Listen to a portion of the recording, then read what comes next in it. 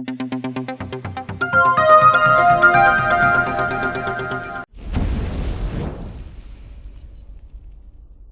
Everyone, welcome back to pharmacy India live. आज इस lecture में हम बात करने वाले हैं डी फार्मा सेकेंड ईयर का जो सब्जेक्ट है फार्माकोथेरेप्यूटिक्स, उसमें आज हम एक नया चैप्टर स्टार्ट करने वाले हैं जो कि चैप्टर नंबर है 2J यानी कि सेकेंड जे, जिसमें हम पार्ट 1 पढ़ेंगे और टॉपिक है हमारा साइकियाट्रिक डिसऑर्डर्स एंड डिप्रेशन। कि साइकियाट्रिक डिसऑर्डर्स क्या होते हैं और डिप्रेशन क्या होता है, उसके क्या साइन एंड सिम्टम्स होते हैं, क्या क्या उसके कारण होते हैं जिनकी वजह से डिप्रेशन जैसी स्थिति हो जाती है किसी भी इंसान की, क्या उसके ट्रीटमेंट्स हैं और क्या उसका डायग्नोसिस होता है। तो वो आज हम पूरा डिटेल में पढ़ने वाले हैं इस लेक्चर में। उससे पहले आप हमारे चैनल पर नए हैं फार्मेसी इंडिया लाइव पर, इसको सब्सक्राइब कीजिए। आप हमसे हमारे व्हाट्सएप नंबर के थ्रू भी कांटेक्ट कर सकते हैं। हमारा व्हाट्सएप नंबर है 9389516306। इसको सेव कीजिए और टाइप करके कैपिटल लेटर्स में हमें डीपी इंडिया भेज दीजिए।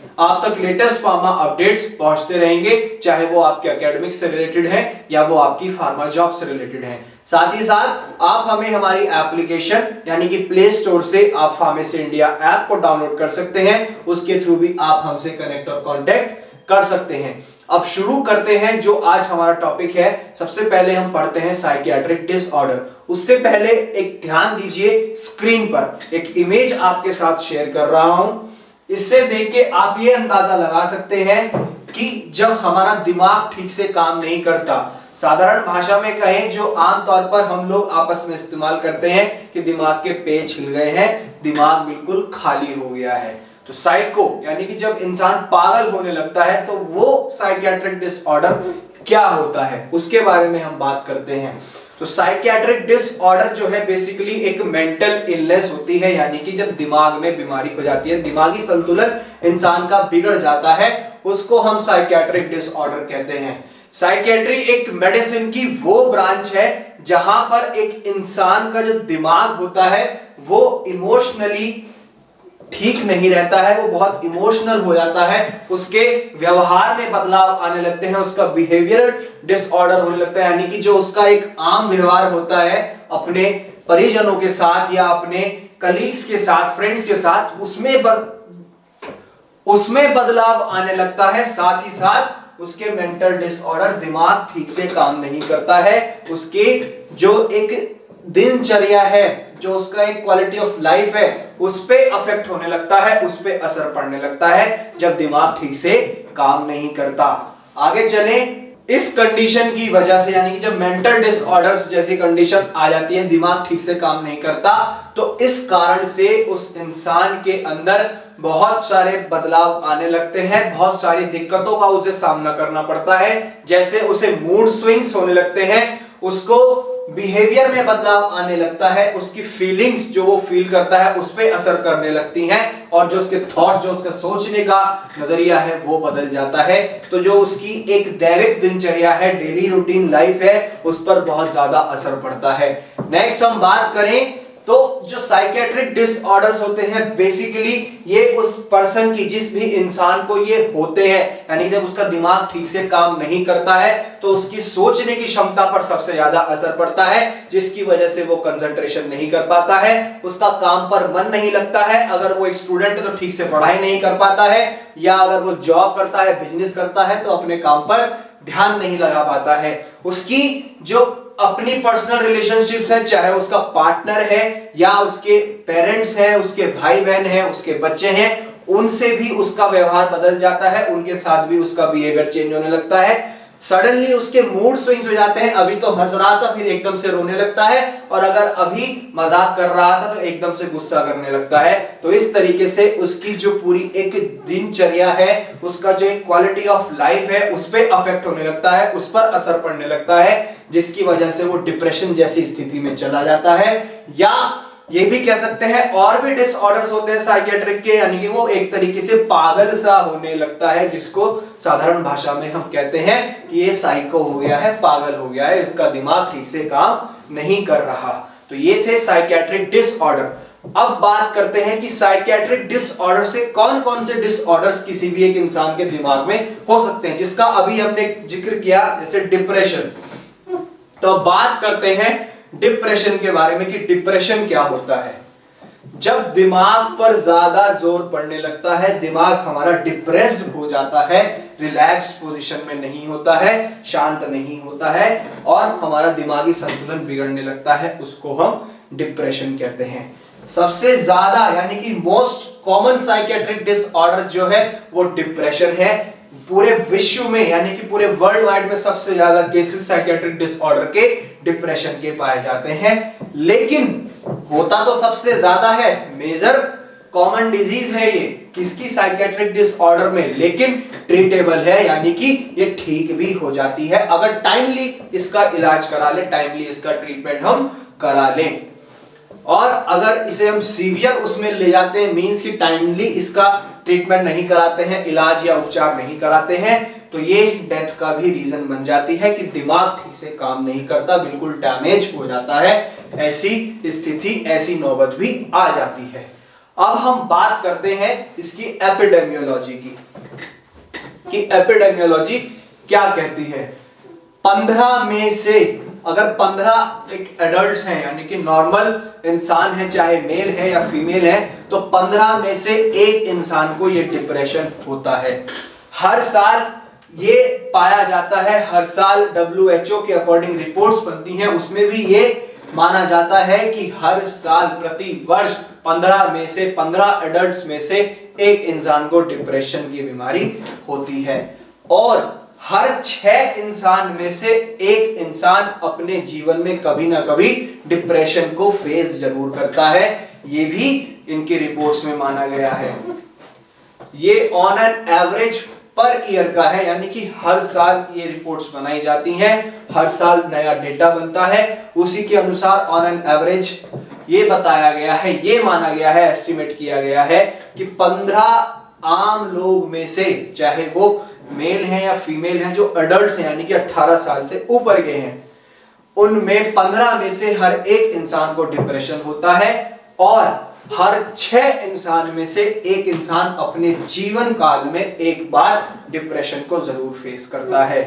ये सब WHO के अकॉर्डिंग रिपोर्ट्स में माना गया है कि पर ईयर, प्रति वर्ष ये संभव होता है।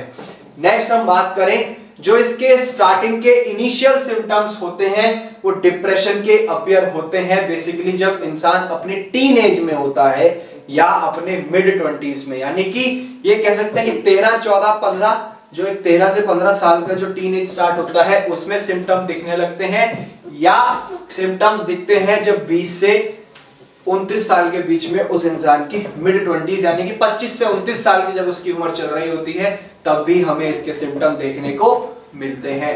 नेक्स्ट हम बात करें कि वुमेन्स जो फीमेल्स होती हैं उनको ज्यादा चांसेस होते हैं डिप्रेशन होने के as compared to men. Ladies में यानी कि विमेन्स में ज्यादातर केसेस पाए जाते हैं डिप्रेशन के, अगर हम बात करें, अगर हम कंपेयर करें उनको आदमियों से, मेन से। तो ये था एपिडेमियोलॉजी, महामारी विज्ञान पूरे विश्व का, पूरी वर्ल्ड वाइड का। अब हम बात करते हैं इसकी एटियोलॉजी की, कारण क्या है जिसकी वजह से ये डिप्रेशन जैसी बीमारी हो जाती है, यानी कि दिमाग हमारा ठीक से काम करना बंद कर देता है। तो कोई एक रीजन नहीं है, मल्टीपल कॉजेज हैं, मल्टीपल कारण, यानी कि बहुत सारे कारण हैं इसके जिसकी वजह से ये हो जाती है। जैसे कि ये ट्रिगर्ड हो जाते हैं किसी भी इंसान की, अगर उसकी जीवन पे कोई प्रभाव पड़ा है किसी भी एक एक्टिविटी से, ऐसी एक्टिविटी हो गई है उसकी आंखों के सामने जिससे उसका पूरा देखने का, सोचने का नजरिया ही बदल गया है, या जो उसकी फिजिकल इलनेस है, उसे बीमारी ऐसी हुई जिसकी वजह से उसका दिमाग ठीक से काम नहीं कर रहा, ये भी कारण हो सकते हैं, या कुछ ऐसा हुआ है कि वो उस सदमे को झेल नहीं पाया, ये कारण हो सकता है। और ये सडनली, इमीडिएटली भी, यानी कि एकदम से भी हो जाती है, कोई पता नहीं लग पाता है कि कैसे एकदम से डिप्रेशन हो गया है इंसान को। तो बहुत सारे रीजन हैं जिसकी वजह से किसी भी एक आम जन को, एक आम इंसान को डिप्रेशन हो सकता है। नेक्स्ट अगर हम बात करें तो it is believed that several factors can contribute to depression. आगे हम बात करने वाले हैं कि ऐसे फैक्टर्स माने गए हैं जिनकी वजह से डिप्रेशन हो जाता है। तो उनमें सबसे पहला जो फैक्टर आता है वो आता है एज का। जो बड़े लोग होते हैं यानी कि उम्र में 50-55 साल जब क्रॉस कर जाते हैं अपनी लाइफ के, तब ज्यादा चांसेस होते हैं उनको डिप्रेशन होने के, कि उनका दिमाग ठीक से काम करना बंद कर दे। नेक्स्ट हम बात करें जेंडर की, यानी कि फीमेल्स का। अभी हमने एपिडेमियोलॉजी में भी पढ़ा कि जो फीमेल्स होती हैं यानी कि विमेन्स होती हैं, उनके ज्यादा चांसेस होते हैं आदमियों के, मेंस के कंपैरिजन में, कि उनको जल्दी डिप्रेशन होता है। वो इसलिए होता है कि फीमेल्स में जो हार्मोनल चेंजेस आते हैं, उनके जो फीमेल सेक्स हार्मोन्स होते हैं, एस्ट्रोजन प्रोजेस्टेरोन, जो उनका लेवल अप एंड डाउन होने लगता है, उसकी वजह से उनको बहुत ज्यादा चांसेस हो जाते हैं, उसकी वजह से उनका मेंटल डिसऑर्डर हो जाता है। बेसिकली उनको डिप्रेशन जैसी स्थिति बन जाती है, डिप्रेस्ड वो हो जाते हैं। नेक्स्ट हम बात करें, और ये इसकी वजह से उनकी जीवन शैली पर भी बहुत ज्यादा प्रभाव पड़ता है, जिसकी वजह से वो ठीक से अपना काम नहीं कर पाते हैं, जो भी उनका डेली रूटीन होता है। ये किसी भी लाइफ, उनकी लाइफ में किसी भी स्टेज पर आ जाते हैं, कोई as such particular age group नहीं है कि सिर्फ 30 या 35 पे आएंगे या 45-50 पे आएंगे, नहीं, ये कभी भी आ जाते हैं, जिसकी वजह से उन्हें दिक्कतों का सामना करना पड़ जाता है। नेक्स्ट हम बात करें सोशियो इकोनॉमिक स्टेटस की। जब इंसान फाइनेंशियल क्राइसिस से जूझ रहा होता है, उसे अपना एक सोशल स्टेटस मेंटेन करने में उसे काफी कठिनाइयां होती हैं फाइनेंशियल इश्यूज की वजह से, तब भी वो डिप्रेशन स्थिति में चला जाता है। नेक्स्ट हम बात करें लाइफ सर्कमस्टेंसेस की। वो अगर मैरिड है इंसान, कोई भी, चाहे मेल है या फीमेल है, अपनी रिलेशनशिप से खुश नहीं है, या उसकी जो रिलेशनशिप के बदलाव हो रहे हैं उसमें, उसकी वजह से, या उसके फाइनेंशियल इश्यूज हैं, ठीक से वो कमा नहीं पा रहा है, उसके पास इतना पैसा नहीं है कि वो अपना खर्चा उठा पाए, अपनी फैमिली को सपोर्ट कर पाए। बहुत सारे रीजन बन जाते हैं जो हमारे लाइफ सर्कमस्टेंसेस में आते हैं, कि जीवन जो वो इंसान व्यतीत कर रहा होता है, उसकी वजह से वो डिप्रेशन में चला जाता है। नेक्स्ट हम बात करें तो ट्रॉमा। बहुत जल्दी उम्र में, एक अर्ली एज में अगर किसी इंसान को ट्रॉमा आ जाए, जिसकी वजह से उसमें उसके दिमाग पर बहुत गहरा असर पड़ जाए और वो रिस्पॉन्ड ना कर पाए ठीक से डर पे और स्ट्रेस पे, और उसका दिमाग जो है ठीक से काम करना बंद कर दे, वो एकदम वीक डिसीजन मेकिंग होने लगे उसका, और उसको थॉट्स ऐसे आने लगे कि मैं तो बेकार हूं, मेरे से कुछ नहीं हो सकता है। तो ये वाली कंडीशंस भी बन जाती हैं, जिसकी वजह से एक इंसान को डिप्रेशन हो जाता है। नेक्स्ट हम बात करें जेनेटिक्स की, तो जीन्स भी बहुत वेरी करते हैं। अगर उसकी फैमिली हिस्ट्री रही है तो उनसे भी उसको चांसेस हो सकते हैं डिप्रेशन होने के। साथ ही साथ मूड डिसऑर्डर्स भी इसके ऊपर डिपेंड करते हैं। और अगर वो अल्कोहल कंजप्शन ज्यादा करता है, जब भी वो टेंस्ड होता है उसे टेंशन होती है, और अगर वो अल्कोहल स्मोकिंग कंजप्शन कर देता है, तब भी तब भी एक ऐसी स्टेट आ जाती है कि उस इंसान को डिप्रेशन हो जाता है, वो बिल्कुल मेंटली डिप्रेस्ड हो जाता है, ठीक से अपना जीवन नहीं जी पाता, जीवन व्यतीत नहीं कर पाता। तो ये थे कुछ फैक्टर्स जिनकी वजह से एक आम इंसान को डिप्रेशन डिसऑर्डर हो जाता है। अब हम बात करते हैं उसके पैथोफिजियोलॉजी की। पैथोफिजियोलॉजी, बहुत सारे कारण हैं जिसकी वजह से एक इंसान को ये डिसऑर्डर हो जाता है, डिप्रेशन हो जाता है। चाहे वो एज रिलेटेड फैक्टर्स हैं, चाहे वो सोशियो इकोनॉमिक स्टेटस है, चाहे वो उसका लाइफ सर्कमस्टांसेस हैं, चाहे जैसे उसमें मैरिटल स्टेटस है या रिलेशनशिप चेंजेस हैं, फाइनेंशियल इश्यूज हैं, या उसके जेनेटिक फैक्टर्स हैं, और भी बहुत सारे फैक्टर्स जिनकी वजह से एक इंसान को ये डिप्रेशन हो जाता है। और अगर डिप्रेशन टाइमली ट्रीट ना हो तो ये बहुत सीवियर स्थिति में चला जाता है, दिमाग बिल्कुल काम करना बंद करता है, ब्रेन डैमेज भी हो जाता है, और जिसकी वजह से इंसान की डेथ भी हो जाती है। नेक्स्ट हम बात करते हैं साइन एंड सिम्टम्स की। कैसे पता लगाया जा सकता है किसी भी इंसान में कि उसको ये सिम्टम्स अगर हो रहे हैं तो वो डिप्रेशन के ही हैं या नहीं। तो सबसे पहला आता है कि सैडनेस और फीलिंग ऑफ एम्प्टीनेस। वो बहुत उदास रहने लगता है और उसे बिल्कुल खाली खाली अकेलापन सा महसूस होने लगता है, तो ये डिप्रेशन का एक साइन है। ऐसे ही उसका लैक ऑफ इंटरेस्ट होने लगता है किसमें, जो वो एक्टिविटीज करता है, और जो उसकी हॉबीज हैं, उसको जो सबसे ज्यादा पसंद था उनको भी एंजॉय करना बंद कर देता है और उदास ही बैठा रहता है, कोने में ही पड़ा रहता है। ये भी एक सिम्टम है इसका डिप्रेशन डिसऑर्डर का। नेक्स्ट चेंज इन एपेटाइट यानी कि उसके भूख में भी बदलाव होने लगते हैं, उसे भूख कम लगती है और वो भूखा ही रहता है, जिसकी वजह से उसका वजन या उसका भूख ज्यादा बढ़ जाती है, जिसकी वजह से कि या तो वजन घटने लगता है अगर कम खाता है और ज्यादा खाता है तो बढ़ने लगता है। नेक्स्ट हम बात करें स्लीप डिस्टरबेंस, उसकी नींद बिगड़ जाती है, जिसकी वजह से या तो उसे बहुत ज्यादा नींद आने लगती है या फिर उसे नींद बहुत कम आती है, प्रॉपर स्लीप उसे नहीं मिल पाती है। नेक्स्ट बात करें फीलिंग स्लोड डाउन और बीइंग एक्सेसिवली एजिटेटिव, यानी कि उसे बहुत ज्यादा नर्वसनेस होने लगती है या वो बहुत ज्यादा फील करने लगता है कि वो बिल्कुल अकेला है, उसके बस की कुछ नहीं है, अपने आप को बिल्कुल अकेला महसूस करता है, बहुत जल्दी जल्दी ऐसे थॉट्स आते हैं, ये भी एक साइन एंड सिम्टम है किसका, डिप्रेशन का। नेक्स्ट बात करें tiredness, fatigue, lack of energy, वो बिल्कुल थका हुआ महसूस करता है खुद को कि उसमें एनर्जी नहीं है कुछ करने की, तो ये भी एक साइन एंड सिम्टम है डिप्रेशन का। नेक्स्ट हम बात करें कि उसकी फिजिकल प्रॉब्लम, जैसे कि उसको दर्द है या बॉडी में या उसके स्टमक में हेडेक हो रहा है, उसे सर दर्द है, तो ये सब रीजन हो सकते हैं डिप्रेशन के। नेक्स्ट फीलिंग ऑफ वर्थलेस और गिल्ट एंड सुसाइडल थॉट्स, और अपने आप को वो बहुत नकारा महसूस करता है कि वो किसी भी काम का नहीं है, वो अपनी फैमिली का खर्चा नहीं उठा सकता, वो अपने पार्टनर का खर्चा नहीं उठा सकता, वो अपने खर्चे नहीं उठा पा रहा है, या फिर सुसाइडल थॉट्स आते हैं कि अब मेरा इस जीवन का जीने का कोई फायदा नहीं है। इस तरीके के थॉट्स भी एक ये सिम्टम है किसके, डिप्रेशन के। नेक्स्ट बात करें कि उसकी प्रॉब्लम्स होने लगती है कंसंट्रेशन पे या फोकस पे, जो एक उसका कंसंट्रेट ध्यान लगाने का जो एक क्षमता है वो खत्म होने लगती है, उस पर प्रभाव पड़ने लगता है। नेक्स्ट बात करें वो डिसीजन ठीक से नहीं ले पाता है या फिर डिसीजन पुअर होते हैं उसके, उसको लगता है कि वो इतना कैपेबल नहीं है कि वो ठीक से डिसीजन ले पाए, अपने फैसले पर अडिग रह पाए, उस पर डटा रहे, उसको ऐसा लगता है कि वो डिसीजन नहीं ले पाएगा, लेगा तो बहुत खराब उसका नतीजा निकलेगा।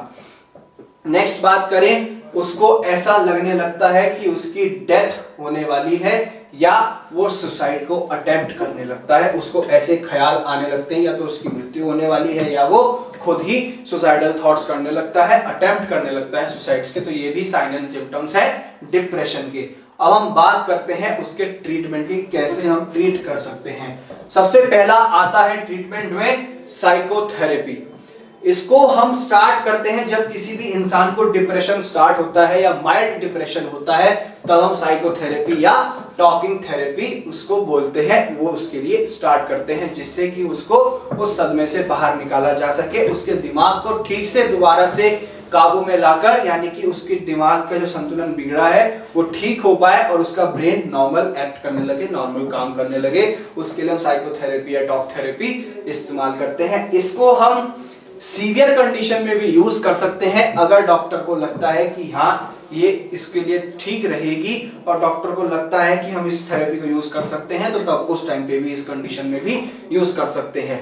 मेडिकेशंस में हम ट्राइसाइक्लिक एंटी डिप्रेसेंट ड्रग्स को यूज कर सकते हैं, ऐसे ही हम सेरोटोनिन, नॉरएपिनेफ्रिन रीअपटेक इनहिबिटर, जिन्हें SNRIs भी कहते हैं, ये ड्रग्स की कैटेगरीज की हम यूज कर सकते हैं। ऐसे ही मोनोअमाइन ऑक्सीडेज इनहिबिटर, जिन्हें MAOIs कहते हैं, और अदर एंटी डिप्रेसेंट ड्रग्स जो हैं उनको हम यूज कर सकते हैं, जैसे कि बुस्पिरम। तो ये कुछ ड्रग्स हैं, कुछ मेडिकेशंस हैं जिनको हम एंटी डिप्रेसेंट एजेंट मानकर यूज कर लेते हैं as an antidepressant drugs, जो कि इस इंसान के डिप्रेशन में काम आएंगी, उसके डिप्रेशन को ठीक करने में काम आएंगी।